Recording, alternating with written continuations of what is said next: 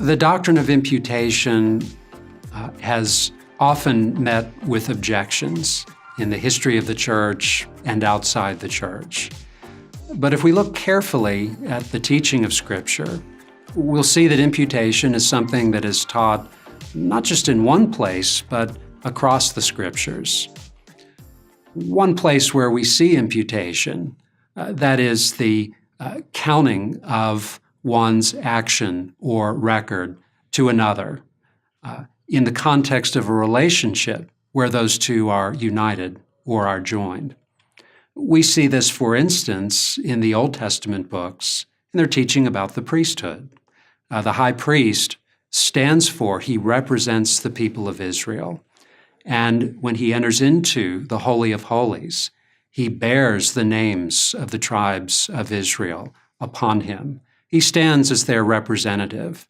And as he makes sacrifice, what he does is for the people.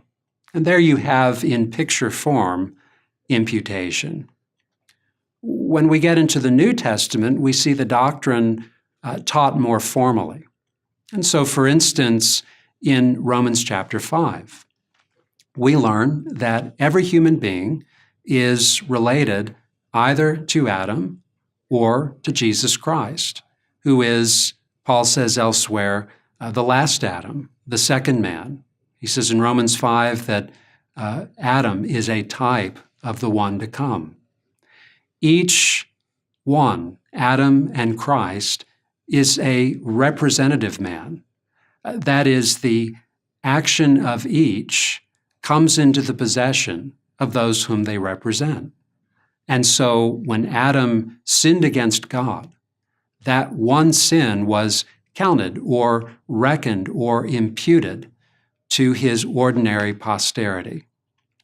And in the same way, when Christ obeyed God, even unto death, the death of the cross, that righteousness, Paul tells us in that chapter, was credited, was counted to his people for their justification. And the good news of the gospel is that even as we look at our ruin, which has its origins in Adam and our relation to him, we are guilty and we are condemned in Adam. And so we're without help or hope. That same kind of relationship God is appointed to save men and women who are helpless in Adam by the second man, Jesus Christ. And so Paul says his righteousness counted to us, not because of anything we've done or ever will do, but credited to us, means that we are justified, we are counted righteous in God's courtroom. And so we are ushered into blessing and life and peace and glory. And that can never be taken away from us because the work of our representative stands.